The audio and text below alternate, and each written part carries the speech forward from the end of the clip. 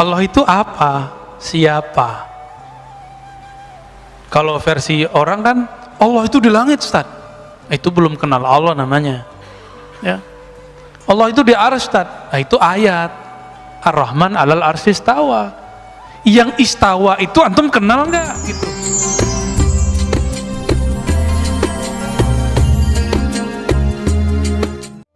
Mengenal yang ditakuti. Kenapa kita tidak permanen rasa takutnya kepada Allah? Karena kita nggak kenal yang kita takut itu siapa sih? Bapak kenal Allah nggak sih? Kan antum kenal Allah nggak? Allah itu apa? Siapa? Kalau versi orang kan Allah itu di langit, Ustaz. Itu belum kenal Allah namanya. Ya. Allah itu di arsy, Ustaz. Itu ayat. Ar-Rahman 'alal arsy istawa. Yang istawa itu antum kenal nggak gitu? Mau terserah mau di langit, mau di mana terserah, ya. Allah ini kan bukan fisik. Disebut Allah di atas langit, Allah disebut Allah di atas arsy, nggak ngefek, Pak. Kan dia bukan jisim. Kenapa kita berdebat di luar sana, Allah di mana, Allah di mana, Allah di mana? Karena kita masih menjisimkan Allah tanpa kita sadari. Menganggap Allah itu benda. Sesuatu benda. Maka sampai keyakinan mereka yang mengatakan apa? Yang meyakini Allah tidak berarah di atas langit atau di atas arsy seperti diam. Meyakini Allah tidak ada. Berarti sebelum arsy nggak ada, Allah nggak ada dong. Dulu arsy pernah nggak ada nggak? Atau alas adanya bareng sama Allah? Duluan mana arsy sama Allah? Mana dalilnya? Akhir surat At-Taubah dan beberapa ayat-ayat yang lain. Allah menyebut Rabbul Arsyil Azim. Rabb, Allah pencipta. Apa arti Rabb? Pencipta. Pencipta arsy yang besar. Jadi arsy yang besar aja Allah yang ciptain kok, Pak. Maka Nabi kalau lagi ada karb itu karbun artinya masalah. Itu doa favorit saya kalau baca zikir pagi sore, salah satunya La ilaha illallahul alimul azim, la ilaha illallah rabbul arsyil azim, la ilaha rabbus samawati wa rabbul ardi wa rabbul arsyil karim. Tiada yang berhak disembah kecuali Allah. Tiada Tuhan pencipta langit dan bumi. Dialah ya Rabbul Arsyil Azim, pencipta arsy yang besar. Apalagi cuma corona yang kecil. Kelihatan nggak corona? Sampai hari ini yang disebut corona itu kan yang disebut sama Bill Gates itu, yang dia presentasi beberapa tahun yang lalu yang bentuknya kayak rambutan. Ya. Jadi kita sudah terbawa oleh dia. Maka sekarang di mana-mana gambarnya begitu. Padahal belum tentu begitu juga, Pak. Ya, pinter ya. Jadi maling teriak maling, Pak. Makanya wajar ya. Vaksin versi lawan dia nggak diakuin. Karena dia mau jualan vaksin juga. Ustadz konspiratif. Emang ada di dunia yang tidak pakai konspirasi? Antum dagang aja konspirasi loh. Kita dagang aja konspirasi nggak? Contohnya gini, orang megang handphone setiap hari lebih lama daripada nonton TV. Maka sekarang orang antum nonton YouTube sekarang lebih banyak nonton TV, ya nggak? Itu pakai otak konspirasi loh. Sekarang jadi marketing namanya. Maka dipasanglah iklan banyak-banyak. Yang lucunya pas pengajian lagi ya. Maka antum yang pakai channel pribadi tuh, tapi isinya ceramah, itu duitnya syubhat, harus dibagi tuh, wajib dibagi kalau dapat duit ya. Harus dipakai untuk jalan dakwah, kalau enggak kualat, rasain aja ntar ya. Karena pembersihnya cuma jalan dakwah. Jadi yang antum yang punya tabungan samar-samar nggak usah khawatir, pakai di jalan dakwah.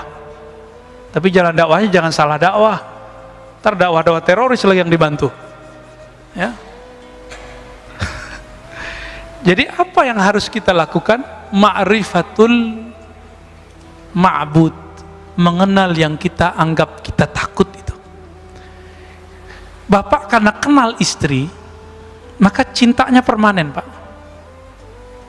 Walaupun istri sudah ubanan, benar gak, Pak? Bapak kan ubanan soalnya. Saya ngeliat rambut Bapak aja. Tetap cinta kepada istri. Kenapa? Saya kenal dia semenjak dia belum ubanan gitu. Ada orang cantik bukan main, tapi ketus. Bapak seneng gak? Jadi cantik fisik itu dia cuma enak di mata. Pas ngomong gak enak di telinga, maka dia gak cantik lagi. Cantik-cantik kok ketus. Nah, itu cara kita membatalkan kecantikan dia. Apalagi nyebelin, apalagi matre. Oh, capek lagut ya.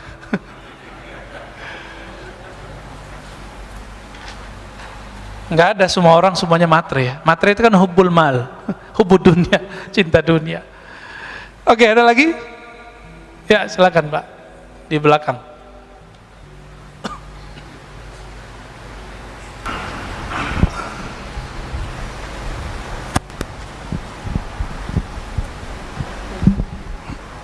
Bismillahirrahmanirrahim. Terima kasih Ustadz waktunya. Ya, sama-sama Pak. Yang membedakan manusia itu di hadapan Allah adalah ketakwaannya.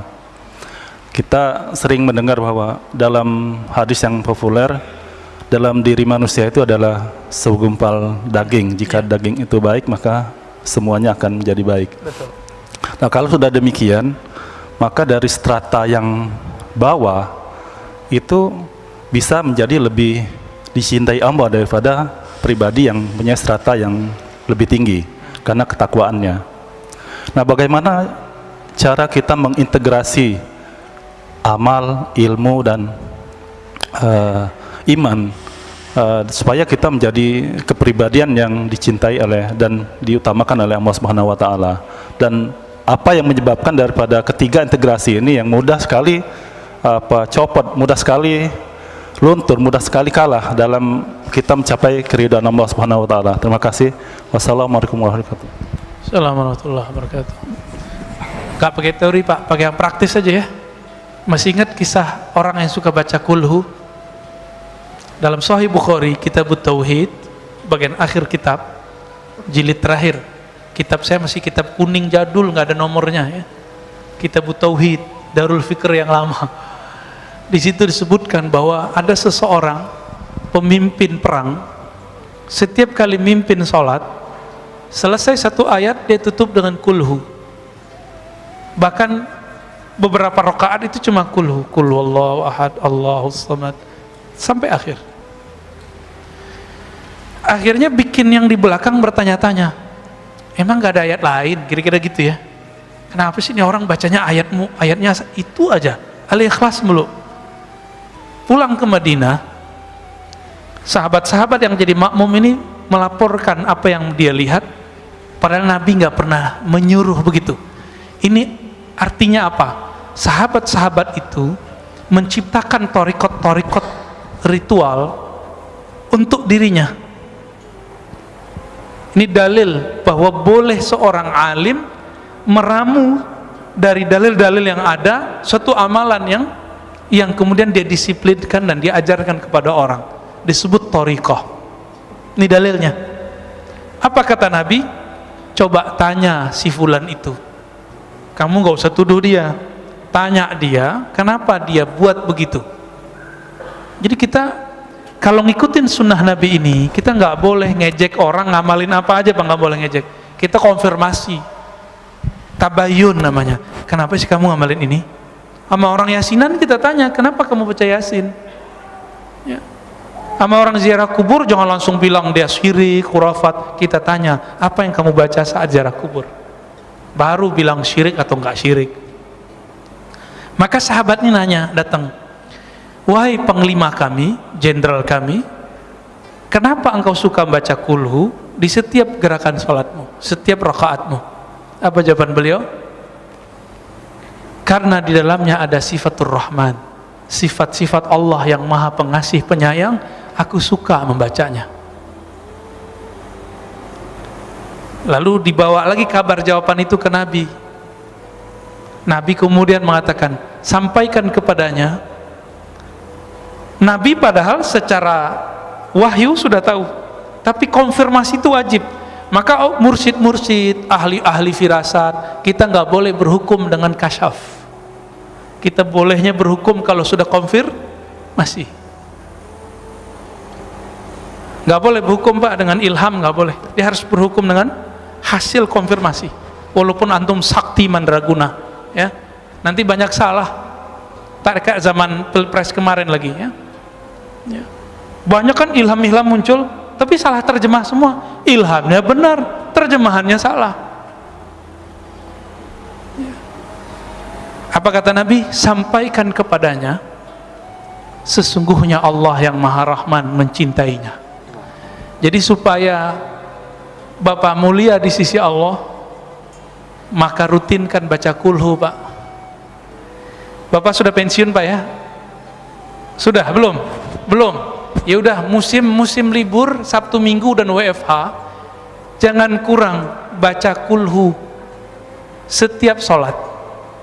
Itu salah satu amalan Rasul sallallahu alaihi wasallam. Dalam hadis ini jarang diketahui orang. Nabi itu habis sholat nggak hanya subhanallah 33, alhamdulillah 33. Nabi itu setelah sholat kadang-kadang beliau menambahkan kulhu, kul a'udzu birabbil nas. Kalau bisa 11 Pak habis sholat. Ini hari Sabtu nih ya, hari Sabtu. Bisa nggak ngamalin ba'da sholat 5 waktu 11? Ustadz angkanya dari mana? Udah ikutin aja. Ya. 11 itu menunjukkan banyak, diulang-ulang nggak? Seperti sahabat itu ngulang-ulang, kita ulang kisah itu kembali. Ini thariqat, namanya thariqat al-ikhlas. Sanadnya langsung ke Imam Bukhari. Imam Bukhari langsung ke sahabat Nabi dan langsung di ACC Rasulullah. Ketahuilah wahai sahabat, engkau dicintai oleh Allah. Itulah pengangkatan kewalian. Jadi teman-teman, wali itu diangkat, itulah wisuda kewalian. Jadi bukan wisuda-wisuda yang seperti antum bayangkan itu pengangkatannya begitu. Jadi sahabat-sahabat itu diangkat sama Allah, diangkat Rasulullah. Tinggi itu Pak makomnya. Tinggi nggak tuh makomnya? Tinggi. Bisa nggak diulang? Bisa. Karena setiap ulama itu akan mewarisi ilmunya. Semoga kita pewaris ilmu thariqat al-ikhlas. Cobain Pak. Kalau mau ngamalin juga nggak apa-apa. Ya. Kalau saya suka baca Al-Ikhlas, ya. Kalau dulu masih remaja, tapi remaja saya udah nikah Pak. Saya ngamalinnya semalam 1000-an, ya. 1000 kita ngamalin hampir tiap malam. Nah, sekarang karena sok sibuk, ya, nggak ngerjain sebanyak itu. Tapi tetap kita baca. Ya. Oke, lanjut.